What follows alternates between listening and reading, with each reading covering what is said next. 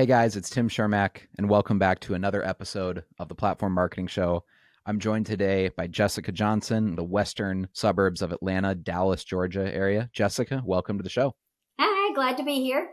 So Jessica has a really cool story. She already was an extremely ambitious, top producing real estate agent, and yet she's on pace to have scaled her business this year by another 40%. So we were talking before we hit record on this podcast episode. Last year, you finished with a little bit more than 13 million in sales volume. That's a point of production at which most agents would love to, at some point, get to 13 million in their career. That's like the finish line for a lot of agents, where it's like, man, if only I could get to 10, 11, 12, 13 million, then all my dreams would come true. You were already there, and yet your business is on pace to scale another 40% this year. So I think that's really, really impressive when we hear stories like that of someone who already had a really great business, and yet there was still more business that you could be doing. You've been with Platform for a couple of years now, and I want to dive into the really subtle shifts you made in what ads you were running over the last year that I think sparked a lot of this growth. Because in talking to Jordan, who's your platform account manager behind the scenes, Jordan's the one managing a lot of Jessica's ads. And I know that you talk to Jordan on the phone every week or every other week. Jordan mentioned to me that the shift that we made in the last year that I think made a big difference for you is we really focused on the local ads and the personal moment ads, the stuff that's really hyper customized to you, right? So we didn't really do any of the more templated ads. We really focused on listing videos and small business spotlights and any ad that was like you out and about in the community.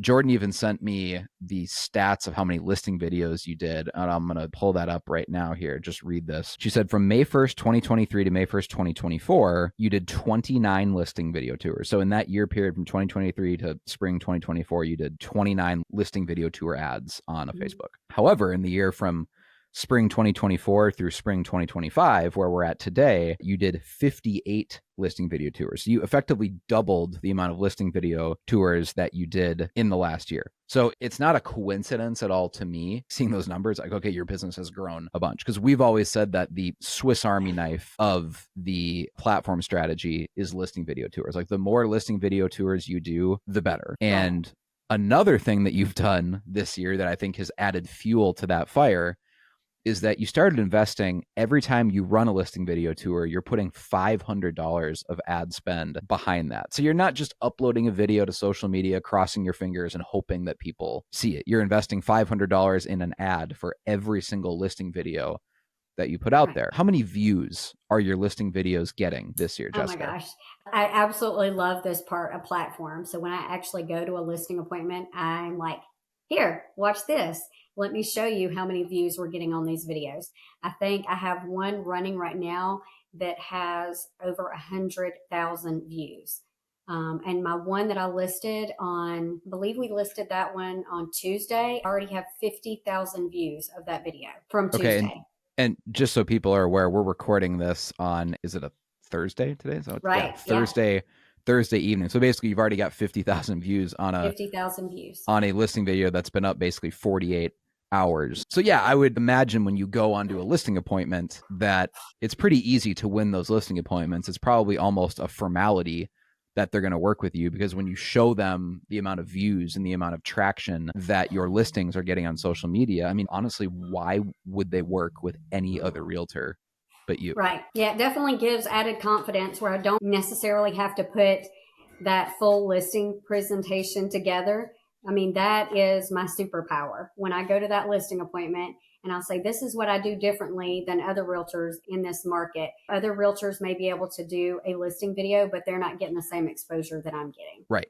I mean, it's truly something that you do that other realtors don't do. And that's kind of the perennial problem with most agents when they get on a listing appointment, is whether or not the seller actually verbalizes this, whether or not they actually say this out loud. What they're thinking is, okay, why should I hire you? What are you going to do to market my home or represent me that every other agent isn't also going to do?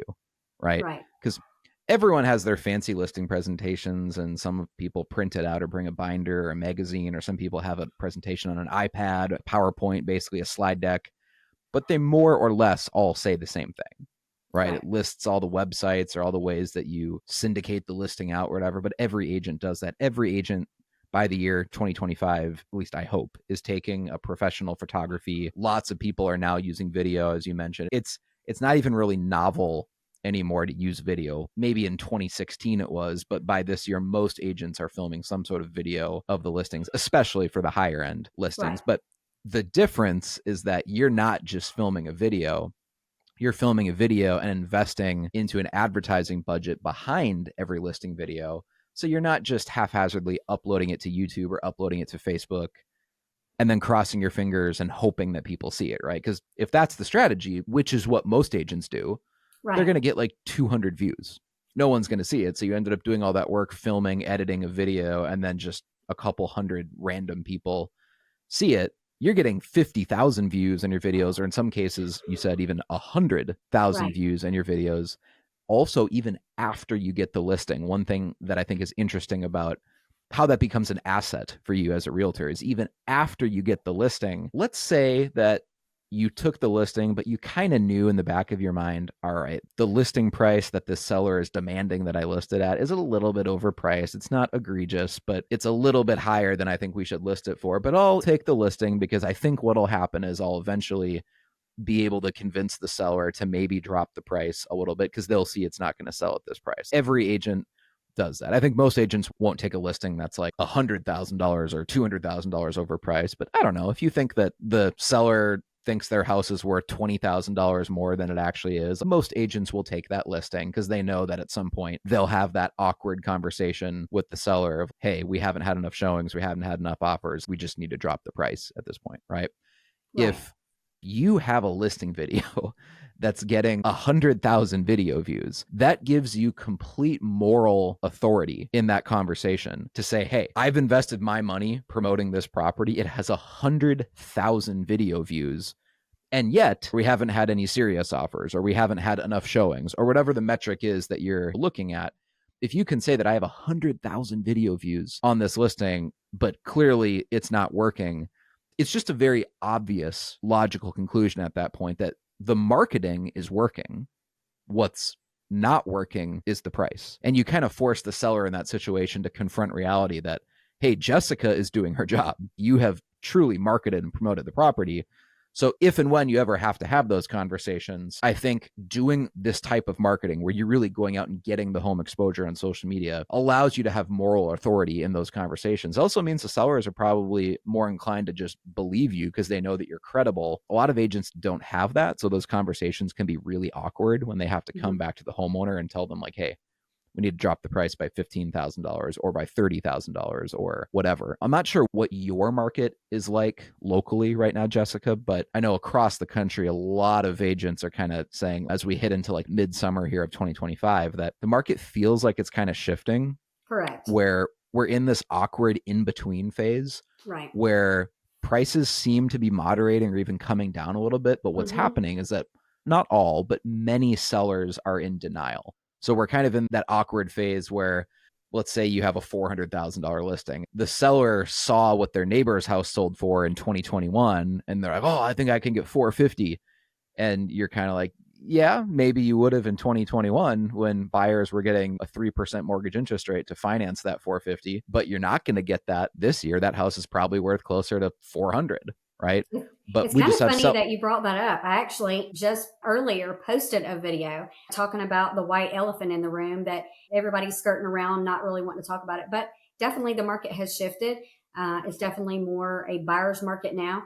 And I even mentioned this, it's not the same market as 19 and 20 and in those COVID years where you could just put a for sale sign in the yard and sell it. You actually have to put forth some effort to sell your home by doing some needed decluttering and painting. You may need to paint, may need to do some home improvement, some landscaping, and you're more than likely going to be contributing something towards that buyer in the form of concessions, either towards closing cost or rate buy down in this specific market in my area, what I'm seeing right now.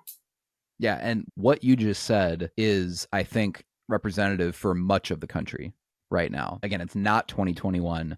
anymore. But a lot of sellers, again, are still in denial. So we're in this in between awkward period where buyers realize, hey, the market has kind of shifted. I don't know if I'd say it's a buyer's market. Again, every market's different. So maybe some markets Mm-hmm. are straight up in a buyer's market. But overall, I don't know if it's a firm buyer's market as much as buyers are realizing, hey, I have a little bit more leverage than I had a year or two ago. It's Right. not completely a seller's market anymore. I'm actually going to get a home inspection, right? Right. Um, Exactly. and I'm actually going to ask them to fix some stuff based on that home inspection. Mm-hmm. So that's happening, and yet some sellers are still in denial where they're not dropping the prices quick enough, or they're still listing at unrealistic list prices based off of what their buddy's house down the street sold for in 2021 or 2022, right? So having this style marketing, I think, is so important because a obviously it brings you business. If people see that your listings are getting 50,000 views, 75,000 views, 100,000 views, it just obviously positions you as being the local marketing expert. Not Mm-hmm. a marketing expert, but the local marketing expert, right? Because I guarantee there's no other agents, even in your county, that are getting anywhere near those numbers on their listing videos. So it brings in leads, but it also again gives you that moral authority to where if someone calls you up and let's say they're not yet a client, but they're thinking of selling their house, even when you tell them, hey, here's what I think your house is going to sell for, Mm-hmm. they're a lot more inclined to believe you because you're Right. positioned entirely differently when your social media is getting that level of engagement than some random other agent might get. Because I mean, you're an experienced realtor, Jessica. How many years have you been selling real estate? Since 2014. Okay, so over 10 10 years at years. this Yeah. point. Yeah, you've seen growing markets, stable markets. You were there throughout all the COVID craziness. Mm-hmm. Um, and yet randomly, I'm saying that with like air quotes, obviously it wasn't random. Your business is all of a sudden up 40% this year. Oh, I yeah. think that's not a It's not coincidence. random. It's not Yeah, random. that you did all this listing video marketing and boom, your business has just rocketed up. Again, I want to I want to give context here in case someone is listening to this podcast episode years in the future. Mm-hmm. Um 2025 is a tough year Yeah. to be a real estate agent. It's a Mm-hmm. really It is. challenging year. I mean, if anything, if you were to poll agents across the country and do a huge anonymous survey, I think the vast majority of agents, their business is down in Right. 2025. It's not Oh, even holding steady, it's just down in 2025, right? If they were used to selling 15 homes a year, they're probably selling 10 or 11 or 12, but you're up.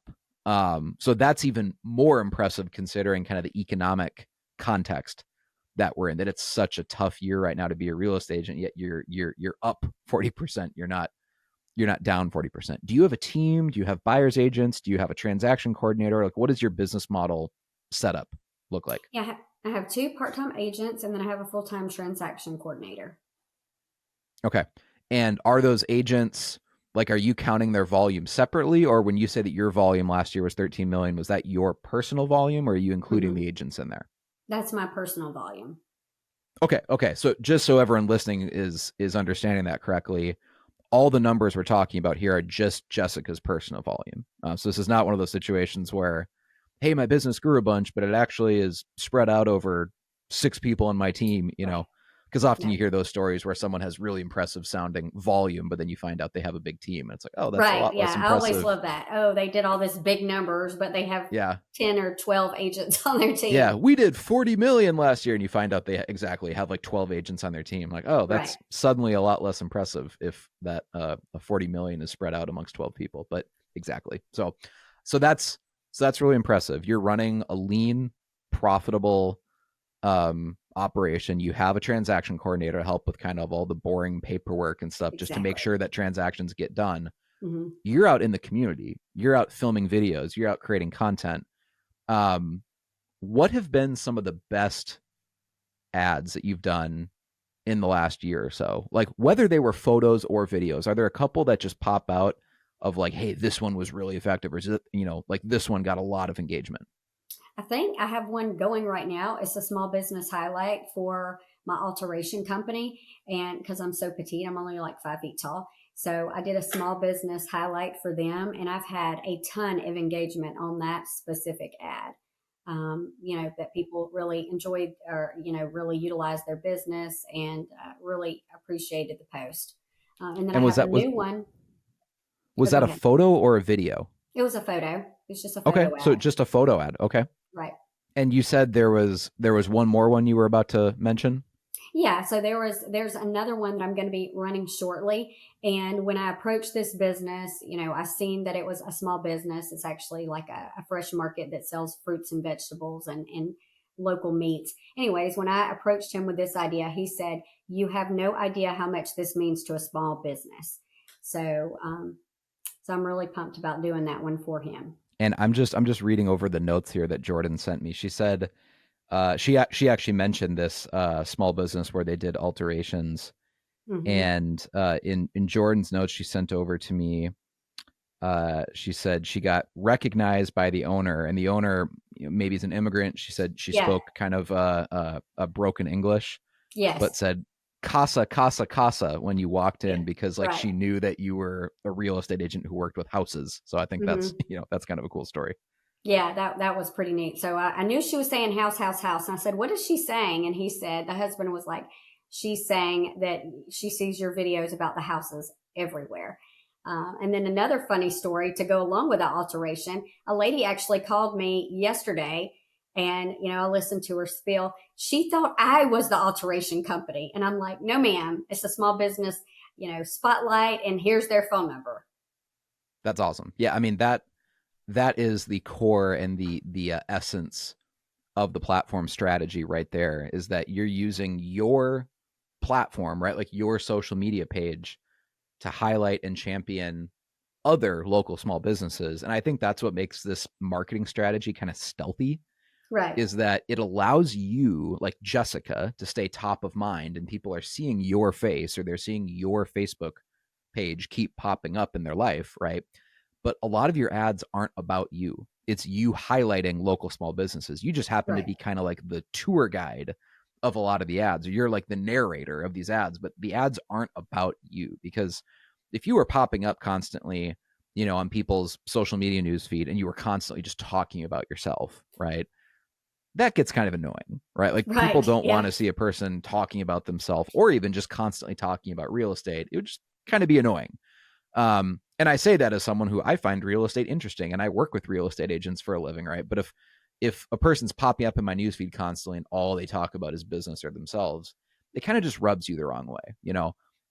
Especially in certain areas of the country, especially in a small town. Like people don't like someone who's bragging about themselves constantly. I know that you're not necessarily in a small town, but um, you know, people don't like that energy or that vibe that can kind of give off, whether it's intentional or not, right?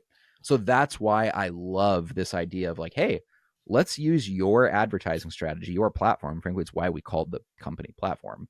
Let's use your platform to highlight other people in your community, right? Other small right, businesses, because then people are also a lot more likely to engage and share it. And when that pops up in their newsfeed, it doesn't, like, emotionally, it doesn't feel like an ad.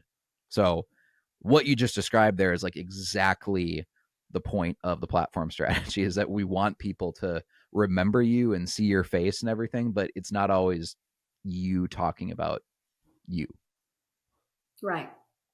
So how did you first hear about the platform strategy, by the way? I'm pretty sure it was a Facebook ad that I clicked on. It was okay.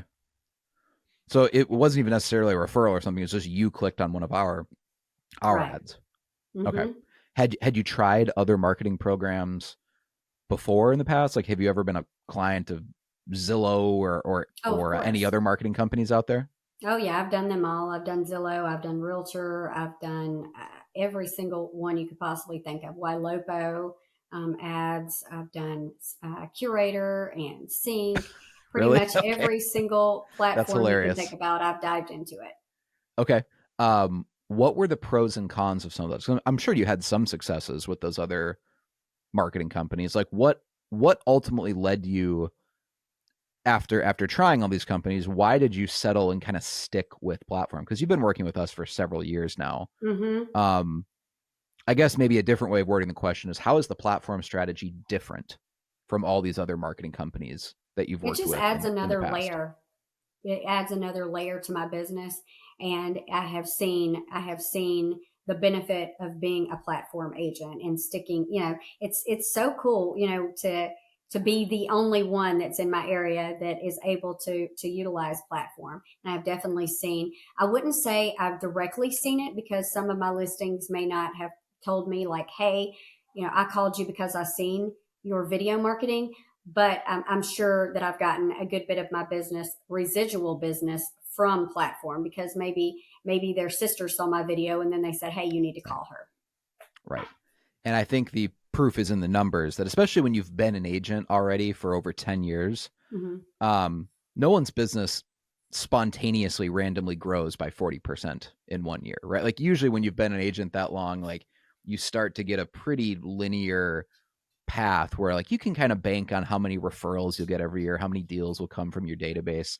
I think Mm-hmm. early on in someone's career, it's a lot more bumpy when you look at the stats, because maybe their first year they sell 1 or 2 million, then their second year they sell 5 million, and their next year they sell 9 million. Like it like increases a lot more rapidly because they're adding contacts to their database. They're kind of learning how to be a real estate agent, frankly, learning how sales and marketing work.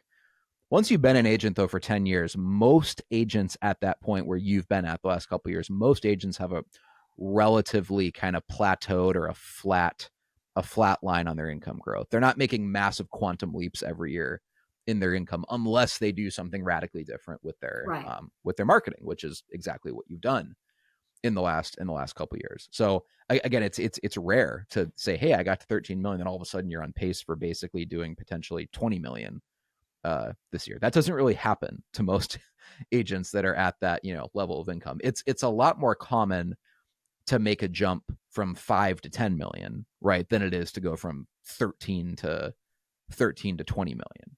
Right. So clearly some of this marketing stuff you're doing is working. Now, if you compare it to, you mentioned Ylopo, Curator, Sync. I mean, obviously there's tons of companies. They more Oh or yeah. less all do the same thing. So I'm not meaning to pick on any of these companies, but really what you're paying for with a lot of these companies is an IDX website, and then they use either Facebook or Google ads to drive clicks to that IDX website. That's basically what all of them have in common. How is the platform strategy different from that? Let's just imagine, Jessica, that someone is listening to this podcast episode and they're not familiar with platform. They don't really know what we do. And you're trying to like describe to them, okay, here's how platform is different from Ylope, or here's how it's totally different from what you're paying for when you sign up for Curator or whatever. How Mm-hmm. how would you describe the platform strategy, like in your own words? I mean, I think the best thing about platform is brand recognition. If you are in a market that you are new to or you didn't grow up in and you join platform, you get instant results. People will, and it doesn't, sometimes in some situations it doesn't happen instantly, but over, the time period I've been with you guys, I've gotten with the best account manager. I love Jordan. She is absolutely stellar. But I think kind of tweaking Also, and she's from finding, the South. right. Yep, she is. So finding And that she right. she's only like what, two hours from you, something like Yeah, that. I think so. I think she's about 2 hours away. So I think being matched with the right person, and who just gets my style and figures out, this is what Jessica should be doing, and these are the ads that she's been doing. I can totally. I know my business has grown substantially from platform. Now, has Jordan ever like drove over to meet with you in person, or? No, but maybe you could put a bug in her ear. Yeah, you'll have to ask her sometime. I was curious because I know she's only a couple hours away. So she's in Birmingham. Obviously, you're in kind of the western side of Atlanta. And by the way, I'm going to change the topic here and just give you a shout out for being so flexible, because we were supposed to record this podcast episode earlier today. It's like 5:30 p.m. right now. And we were supposed to record at like 1 p.m. I thought my daughter Rosie would be down for a nap. She's like a 2.5 years old, and she just refused to go to sleep. So Jessica was kind enough to actually reschedule for later today. I got my wife to come pick up Rosie. Rosie took her nap right in the middle of the afternoon, about 2-3 hours Oh gosh. So later she's than going to she stay up normally the whole does. night. Yeah, so I'm probably going to take her to like a park or a playground tonight and just try to get her tired out as possible so she doesn't stay up till midnight. But Hmm. um shout out to Jessica for being so flexible where you were willing to come back and record this episode like 4 hours after we were supposed to record it. So thank you for being flexible Yeah. um on that. So you tried a bunch of other marketing programs. Hmm. Um did they not work? Did they work a little bit? Like what would be your honest evaluation be of like the various companies or programs that you tried? Obviously, Zillow was, I was most successful with Zillow until they changed their platform to more of a referral based program and a lot more micromanagement. So I think of all the different things that I've tried to get business, the one thing that I'm going to continue forward, you don't know this, but I will always have platform. It's just that one item that I will die on the hill that I'm going to keep regardless because I see success with platform and what you guys are doing and just the added the YouTube ads that are going to be launching soon. I hope. I see the benefit of having that. I see the value in platform and what it's done for my business. Just random people recognizing me from the Mexican restaurant manager to the lady at the alteration shop to the guy in the produce section at Ingles when I was asking where the basil was. He looked at me kind of weird and he said, "You're a realtor, right?" I was like, "Yeah." And then the random guy in the gas station that tapped me on the back of my shoulder and was like, "Hey, you sell real estate?" Yeah, that's me. Yeah, yeah, that's cool. So it's when when people are actually recognizing you out in public and you know your marketing is working, um, it almost doesn't matter what spreadsheets you have or how you're tracking the ROI, or how you like attribute this closing came from that or that lead came from that. Like when you're getting that level of like recognition in your community, like obviously you know that your marketing is working. So you said that Zillow used to work well for you. I have heard that from so many agents, even on this podcast, that, hey, I crushed it with Zillow in 2016, 2017, 2018, 2019. I'm actually working on a new book that'll be out either later this year or for sure by January of next year, called the Lighthouse Effect. And one of the main points of the book is that Zillow used to work really, really well for most real estate agents throughout kind of the 2010s because clicks were cheap. People were searching on Google to, go buy a house, and Zillow basically aggregated all of that Google click volume and they were the number one ranking. So when someone just typed in, home for sale in whatever city or best realtor, and like Zillow was the main website that would pop up. So Zillow is just scooping up all of this Google search traffic. What happened though is in early 2022, obviously when they started raising interest rates, uh, that search traffic fell off a cliff because all of a sudden, if you can't buy a house with, a 3% interest rate, oh, and by the way, home prices increased by 40% along the way. When those two factors converged at the same time, where home prices went parabolic, as well as interest rates went from being 3% to basically 7% or more. I bought a house actually at the end of 2023. My mortgage rate on it was 7.75%. I locked the rate at the literal worst possible week you could have locked, but that it was just when we had to do it. Um, Time to so refi. yeah, exactly. That's what I told myself as well. This rate is so bad that basically any rate cuts in the future will mean that I'll save a bunch by refining, right? So, um, when that math started to change, right, in 2022, where home prices went up and interest rates went up a ton, obviously less people are going to search on Google to go buy a house because they just realize like, oh, I can't afford the house I want to live in. And people didn't realize this because we had been in this low interest rate kind of fantasy land for basically 10 years, that Zillow's entire business model and all these like lead generation companies, if that's what they do, is they don't they don't say this, but they're essentially a lead generation company. Like you sign up with them because you need leads, right? They were all being indirectly subsidized by low interest rates because if people are searching, they don't really care what realtor they work with. They're just going to go search for a house. They go on Zillow, they click a button, and half the time they don't even realize they just signed up for an agent to contact them.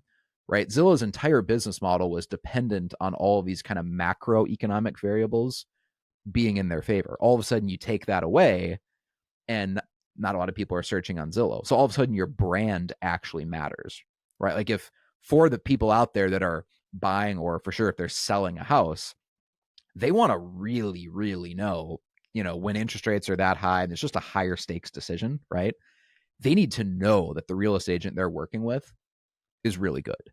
So if you are using kind of just broad based generic lead generation marketing like many agents did throughout the 2010s, because it worked, right? So I'm not saying if you use Zillow in 2018, you're dumb or something. Like, no, it absolutely worked. It was very profitable, right? There were many agents spending a couple $1,000s a month on Zillow and probably making $20,000 a month from those leads. It was a really, really good ROI until it wasn't, right? And I think what you just said, Jessica, again, I've heard from so many agents in the last couple of years that I used to do really, really well with Zillow, and it kind of just stopped working a couple years ago. And that's when I discovered Platform, and now Platform is working really, really well. So you're just another example of that. And you're actually building a brand now, which I think is cool, because when you pay money to Zillow, you're building Zillow's brand, because all the web traffic goes to Zillow's website, not yours, right? With the way you're doing your marketing now, they're seeing your face constantly in videos and photos of you in the community. It's not driving all the clicks to Zillow's website. So it's a totally different way of, it's a different way of doing marketing. And I'm biased, obviously, but I think it's a better way of doing marketing. I mean, you can tell it's a better way of marketing. I have, I would say, at least 100 realtors that have friended me just so they can watch what I'm doing on social media. And then I've had realtors that reach out to me to get my professional opinion on if their listing is overpriced.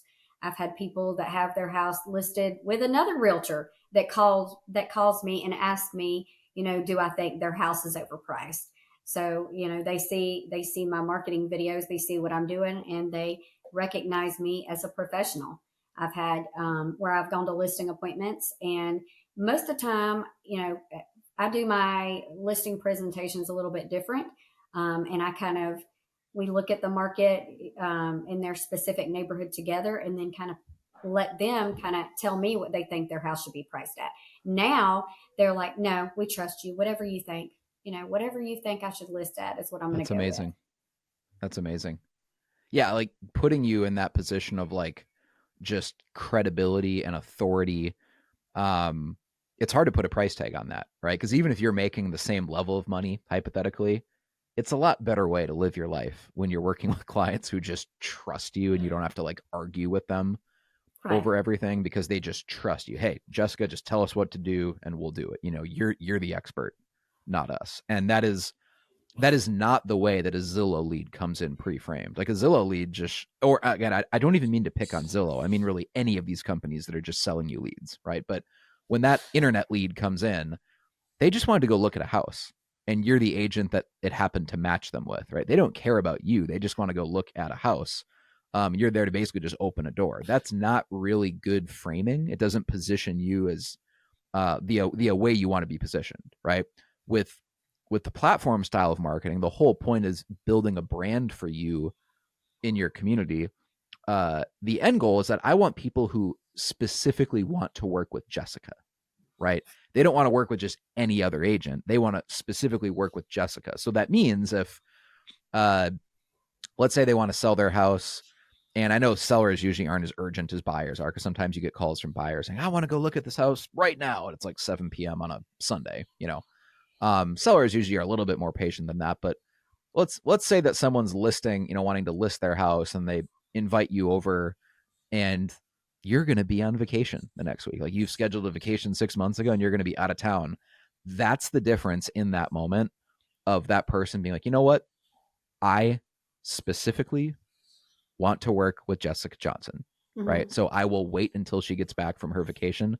Exactly. I'm not going to call another agent, right? Like I want to work with Jessica. That's right. Like marketing done correctly, that should be the outcome, right? That it's not just getting you leads, it's getting you leads that explicitly want to work with you, even if it's sometimes inconvenient to work with you, because that's how badly they want to work with you. Like that should be the goal of marketing. It's also why we only work with one agent per market, because I can't really set up marketing like that positions you as being like the ultimate badass in your market and also do it for someone a mile away from you, right? Because that's kind of like a contradiction. It's there's Right. only going to be one top agent in a market on social media, and the whole point is if you hire a platform, I want to help you become that agent that people want to work with. So, Jessica, in the last year or two, have you noticed that, just like anecdotally, you don't even necessarily have to keep track of it, but anecdotally, do you feel like you're getting more referrals than you got before, or where is a lot of this growth in the business coming from? Oh yeah, absolutely referrals. I would say aside, all those web-based leads. Of course, I have a contract with Realtor.com that's going to be expiring soon that I'm not going to be renewing because the market has shifted. We're not getting those leads that we have been getting in the past couple of years. So I would say 95% of my business is repeat clients and referrals currently. Like I cannot equate less than 5% or less to those referral sources. Yeah, and that, like, what you just said is exactly again what I hear from so many platform agents. Like, hey, my business has grown a bunch, Right. but the weird thing is I'm not necessarily getting like leads Right. from platform. Like, that's Right. not why my business is growing. It's just that in the last year since I've hired platform or started this marketing strategy, I don't know, I guess I'm getting 50% or 100% more referrals than I've ever gotten before. And you kind of realize like how many more people are out there in kind of the outer rims of your sphere of influence, because you were probably always going to get the business of your close friends and family or whatever. But the Right. people that are on like the outer edges of that sphere of influence, that they sort of know you, but they don't know you super well, those are the leads that you're now converting. Because if they're constantly seeing you pop up on social media, that's the listing or that's the referral that maybe you wouldn't have gotten before, Mm-hmm. if you weren't so active on social media. And I kind of feel like when you go to a listing appointment with someone who has already been following you on social media, I feel like you don't have to try as hard because they already know, like, and, are, they want to use you. It's definitely a different appointment than going to somebody who doesn't see you on social media and doesn't know anything about you. Yes, exactly. I mean, it's completely psychologically and emotionally different if the marketing is kind of like pre-brainwashed them into wanting to work with you versus you just being some random realtor that someone gave them a business card for, you know. Right.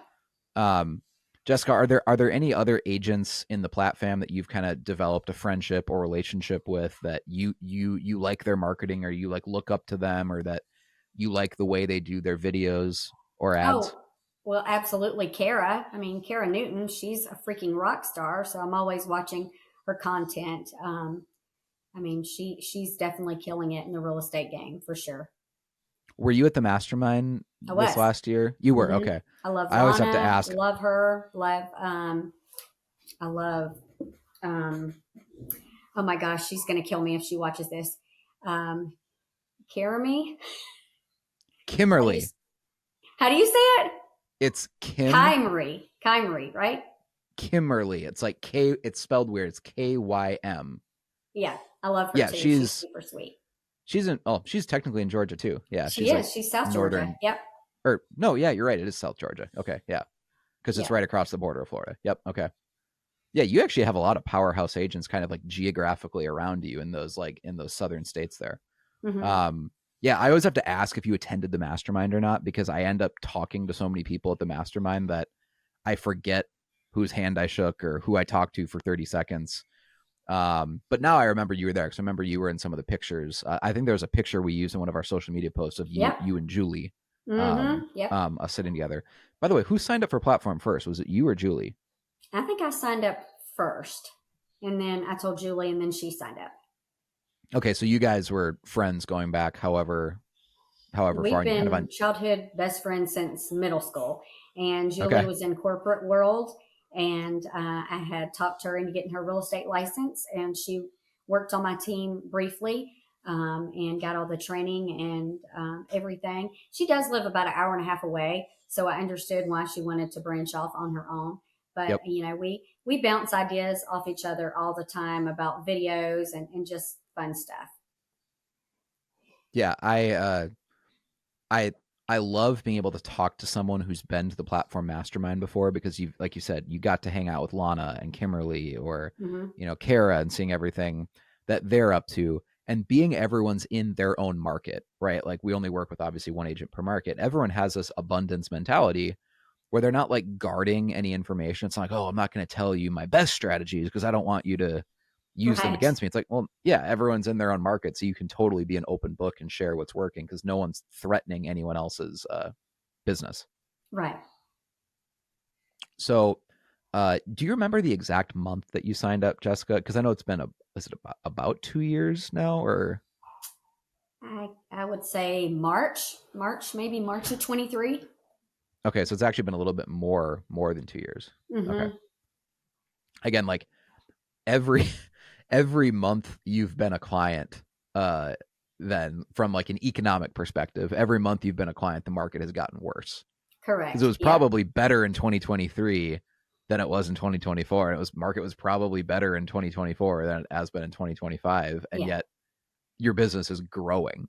Right. So again, like, I don't know when someone's going to listen to this podcast episode in the future, but like, the fact that your business has grown over these last couple of years is really just a testament to how well your marketing is working, and the content specifically that you're putting out into your community, that even in this market we're in, that your business is growing. Now, what is the average price point in your market? Like, tell me about what your market is like. I would say it's probably 325 to 350 would be our average price point. That would be Okay. for Paulding County, and I would say it's probably 300 for Bartow County. Okay. So for you, I mean, if something is like even a four or $500,000 listing, that's kind of almost like luxury in your area. Correct. Uh-huh. Okay. How many transactions did you have in the last couple of years? Do you remember what the actual number of sides you did? I typically sell between 40 and 60 houses a year. Okay, so you're doing a lot of volume. Like, you're Hmm. hitting, that 13, and this year you might hit a 20 million, but it's not like, hey, I just listed a bunch of $1 million Right. properties. Like, you're doing a Right. pretty serious amount of volume to get there. Hmm. Um I I always love learning that context, because, obviously if you're in a really expensive higher end market, there's some difficulties that come with that too. People have really really high standards if they're going to sell a $1.5 million house, whatever. But often you hear agents, hey, I sold 20 million last year. It's like, well, every home in your market is $900,000. So Yeah. it's, Your I'm not market. saying it's, yeah, I'm not saying it's easier, but it's definitely different. Like, if you're in a Hmm. market where to sell 20 million, you have to sell, you know, 60 homes or something, like, that's a whole different beast. Like, you're just doing it the old fashioned way with like hard work and, just volume of business. Cause you can't, if you're in a market like that and you sell 10 homes a Right. year, you're not making a lot of money, right? No, you're not. No. And I do love looking at numbers and reports.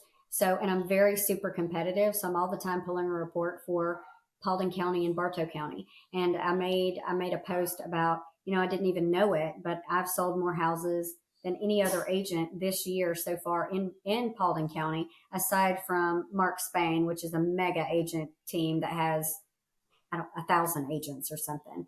He's hyper local in his, I think his brokerage is in East Cobb, but he does. He'll buy your house for cash if you can't sell it type motto.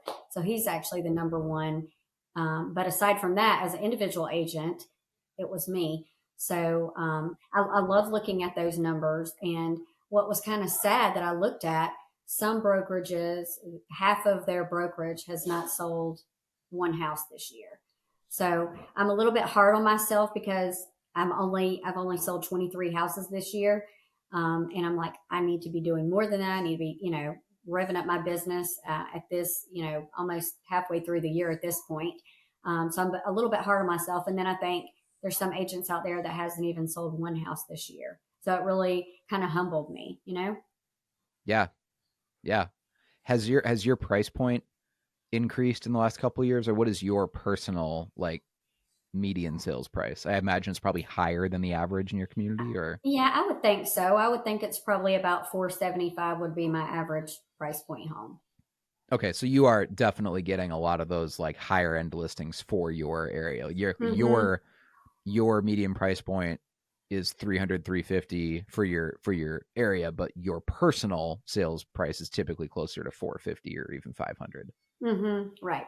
And that obviously makes a big difference in your GCI at the end of the year if you're selling the slightly more expensive properties compared to the average agent, in your market. So what percentage of your business, Jessica, is like sellers versus buyers, and has that changed over the years? What that ratio is? Yeah, so back in, during COVID, I would say it was definitely 50-50. And now I would say it's definitely shifted to heavy seller, which kind of goes along with the market this year anyway. So I'm very seller heavy. I think maybe I've only sold 5 buyer houses, assisted them in the Okay. buying process. The rest is sellers. Um, Okay.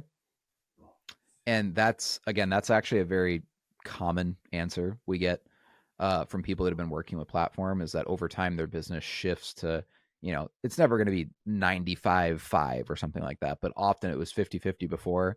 And after a couple years of platform, it's often going to be 75-25 or 80-20, because I think just like inherently, if you're putting more marketing out into the world and you're sharing content, you're active in the community, you're going to attract a lot of homeowners, because sellers just, I guess, sellers inherently do more research and more due diligence of which agent they're going to work with. If you're buying a house, especially as a first time home buyer, you're not necessarily going out and researching what agents you want to work with. You're not keeping a spreadsheet at home of the pros and cons of this agent versus that agent. You're not like cross referencing which agents have the most Google reviews or Zillow reviews or whatever. If you're buying a house, you usually just find a house you like, and then you often call the sign, right? That's what a lot of first time home buyers do. Sellers are a different beast, right? Sellers often do research of which agent they're going to work with, and they look up like, hey, how many homes are they actually selling? Are they a legit agent? How many years have they been in the game? Like sellers will do a little bit of due diligence. They might look up your reviews on Google and see how many reviews do you have, or sellers do more research. So just kind of inherently, then if you're putting more content out there, there's more like breadcrumbs, and there's more of a digital paper trail leading back to you. Because if they Google, real estate agents in, like whatever county or whatever town that you're in, it's much more likely that your videos pop up, because even on Google now, Google factors social media posts into their search algorithm.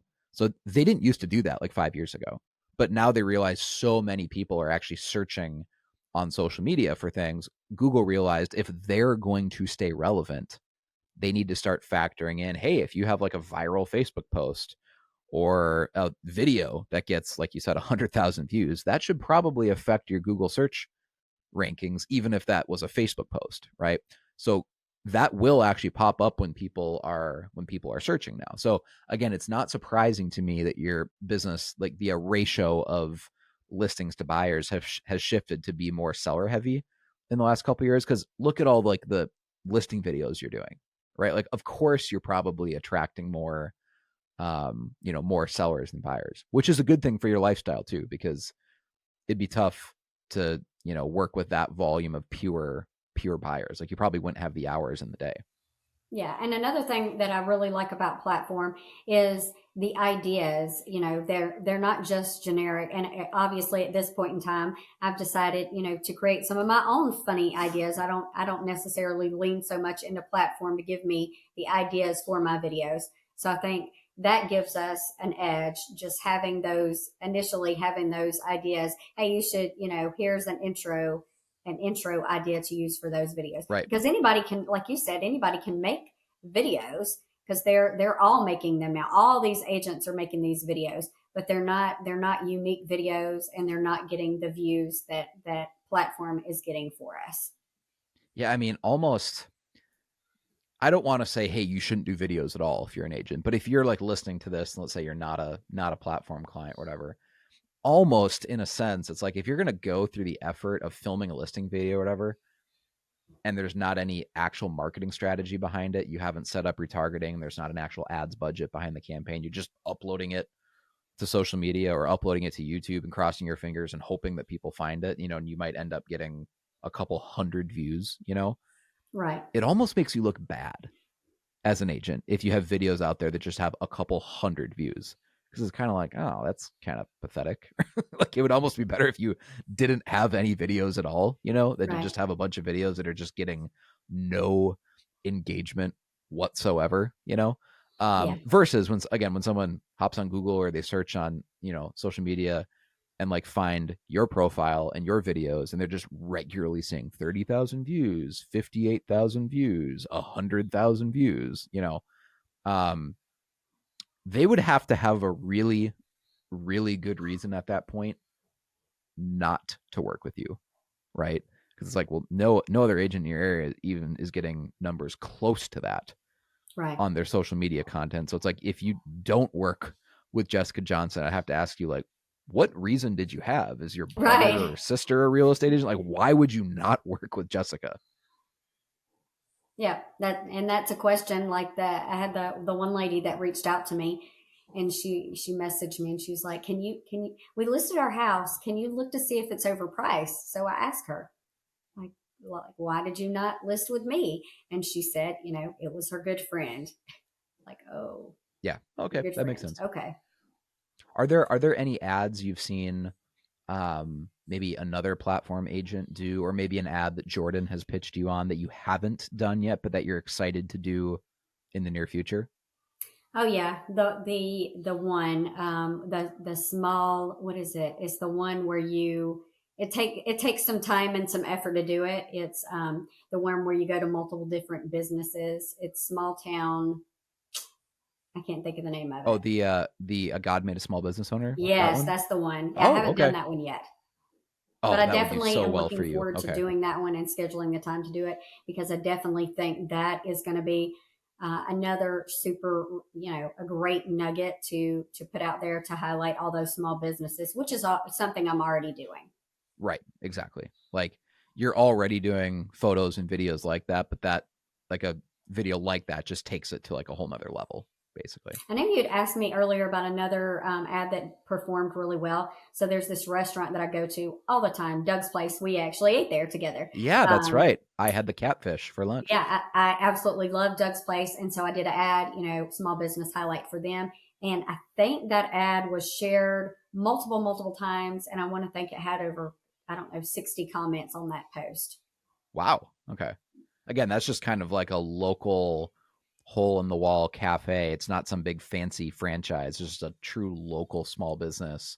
Right. And again, like, it doesn't look like an ad. That's why these work so well. Is it pops up in someone's newsfeed and it looks like you just authentically giving, your genuine shout out to a local, a small business that you love. And that's exactly what it is, right? Right. You're not like tying it into real estate. There's not some awkward transition or awkward call to action where it's like, hey, if you're thinking about buying a house, contact me. It's just Yeah. you genuinely giving a heartfelt shout out to a local small business that you want to support. And that pops up in someone's newsfeed. And if you keep doing that again and again over time in your community, you're highlighting other small businesses. If you keep doing that again and again, people start to kind of conceptualize your reputation that, hey, like, Jessica's just kind of like a champion of the community, right? She really cares about this community. She's constantly promoting small businesses, but you can't say that about yourself, because if you say that about yourself, it comes off as kind of douchey, right? But Yeah. if you're just giving shout outs to local businesses and people draw that conclusion of their own accord that, hey, like, I kind of like Jessica. Like, she's really active in the community. She's constantly giving shout outs to local small businesses. Yeah. That's the type of realtor I would want to work with, right? Like, someone who is like a champion of the community, and she just happens to be a real estate agent, right? See that distinction? It's not a Hmm. real estate agent who's a champion of the community. It's a champion of the community who just happens to be a real estate agent. Yeah, so I feel like marketing, this platform marketing company has just made my brain, as far as marketing go, whoop, just exploded. So I throw stuff at Jordan ideas. So I've got two really great charity events that I'm planning to do ads for. That Oh, cool. Okay. I think Jordan and I are working on the content for that. We have a scholarship idea that I'm planning to do, a local high school scholarship for the following years. So I've got big ideas of way to give back to the community. Cool. And again, all that makes great marketing because it's not about you, right? It's about Right. just you helping and serving the community. Mm-hmm. And eventually over time, people will connect the dots that it's like, hey, if you have to sell your house or buy a house in the area, why wouldn't you want to work with an agent who's as connected here as, as Jessica is? So Jessica, as we wind this up, any last parting advice for any agents that might be listening to this podcast episode, but they're not working the platform, they're not implementing the platform strategy? Like, what would your advice to them be for how to grow their business? Sign up for platform and do it right now. Don't hesitate. Don't think about it because your market could get snatched up. Don't delay. Sign up today. Just do it. You will not regret it. Now, let's say that their market is taken. What would your advice be of like, hey, here's how to kind of recreate the platform strategy on your own if for whatever reason you can't work with platform, or maybe they're just dead broke and literally have no money whatsoever, they can't invest in any paid marketing? Like, what would your advice be for an agent to kind of just like build their business from scratch, maybe to get it to the point where they can afford to hire platform in the future? I don't know. I think maybe when you do have, just giving back, I often, I think moving forward for me, it's about not about the money, but about giving back. So when you do have something, give something back. Because you can always, I feel like if you give something, if you have that attitude and, that outlook on life that you want to help somebody else, I feel like if you give back, you're going to get that reciprocated, Yep. multiple times over. So I think giving a little piece of something back or doing something that not everybody else in this market is doing is going to set you apart, and always asking for business. All right, Jessica, thank you for your time. I think this was an awesome interview, and again, congratulations for growing Thank your you. business so much in such a tough market. Like, you deserve every dollar of all your commissions. You're such a lighthouse in your community, and I wish you all the best moving forward. Well, thank you so much, all because of you, for creating this And awesome company. I'll see you at the mastermind this year in Yeah, December. absolutely. See ya.